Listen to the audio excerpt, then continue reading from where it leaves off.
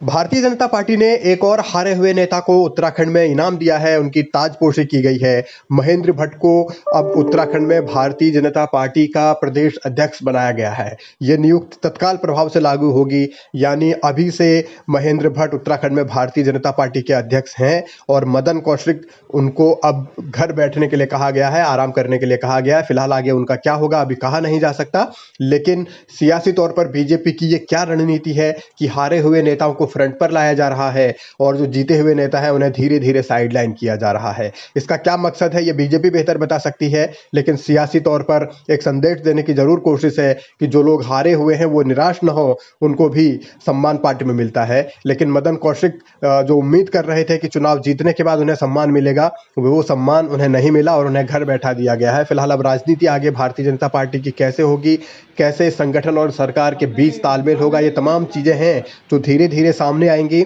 लेकिन अब बीजेपी ने इसी साल दो बड़े प्रयोग किए। एक तो धामी को मुख्यमंत्री बनाया जबकि वो खटीमा से चुनाव हार गए थे।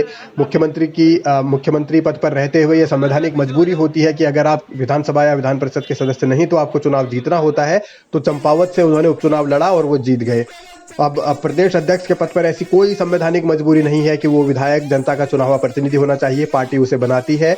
लेकिन मदन कौशिक क्योंकि चुनाव जीतते आ रहे हैं लगातार, हरिद्वार शहर सीट पर उनका कब्जा है, वो किले के तौर पर उन्होंने भारतीय जनता पार्टी का वहां बना रखा है, मगर उनको क्यों साइडलाइन किया गया है, इसके पीछे अब बड़े सवाल उठने लगे हैं। आखिर क्यों मदन कौशिक की अनदेखी की गई? पहले उन्हें सरकार से हटाया गया, प्रदेश अध्यक्ष की कुर्सी तब तो उन्हें दे दी गई थी चुनाव से पहले, लेकिन पार्टी जब चुनाव जीत गई, सत्ता में आ गई, हारे हुए नेता को मुख्यमंत्री बना दिया, तो जीते हुए मदन कौशिक को अब प्रदेश अध्यक्ष के पद से भी बेदखल किया गया है।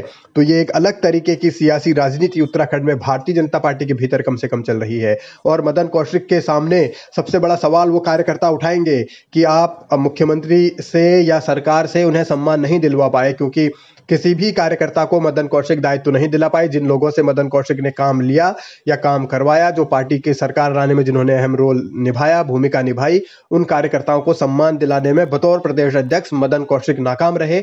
यही उनकी सबसे बड़ी नाकामी भी होगी। और आने वाले वक्त में जब इतिहास लिखा जाएगा तब भी मदन कौशिक के नाम पर यही लिखा जाएगा कि कार्यकर्ताओं के साथ उन्होंने चुनाव में, पार्टी उनकी जीत तो गई लेकिन कार्यकर्ताओं को ही सम्मान नहीं मिला। अब मदन कौशिक आगे किस तरीके की राजनीति करेंगे, भारतीय जनता पार्टी में उन्हें क्या रोल दिया जाएगा, क्या उन्हें केंद्र की सियासत में लिया जाएगा या उत्तराखंड में ही वो रखे जाएंगे, ये ऐसे सवाल हैं जो आएंगे। लेकिन फिलहाल भारतीय जनता पार्टी को अब मदन कौशिक एक टाइम पे कद्दावर नेता हुआ करते थे, त्रिवेंद्र सरकार में नंबर 2 थे, लेकिन जो राजनीति अब चल रही है उस राजनीति के हिसाब से शायद मदन कौशिक को पूरी तरीके से बीजेपी साइडलाइन करना चाहती है और फिलहाल तो कर भी दिया है। अब वो सिर्फ एक विधायक रह गए हैं और पूर्व अध्यक्ष, पूर्व मंत्री रह गए हैं। तो बीजेपी अब महेंद्र भट्ट को आगे लेकर आई है, गढ़वाल और कुमाऊं के समीकरण साधे हैं, ब्राह्मण ठाकुर के समीकरण साधे हैं। इन समीकरणों के सहारे निगाहें 2024 पर हैं। सवाल यह भी है कि महेंद्र भट्ट ने जो गैरसैंण को जिला बनाने की चिट्ठी मुख्यमंत्री धामी को लिखी थी, क्या वो उस पर कायम रहेंगे और क्या गैरसैंण को वो जिला बनवा पाएंगे प्रदेश अध्यक्ष रहते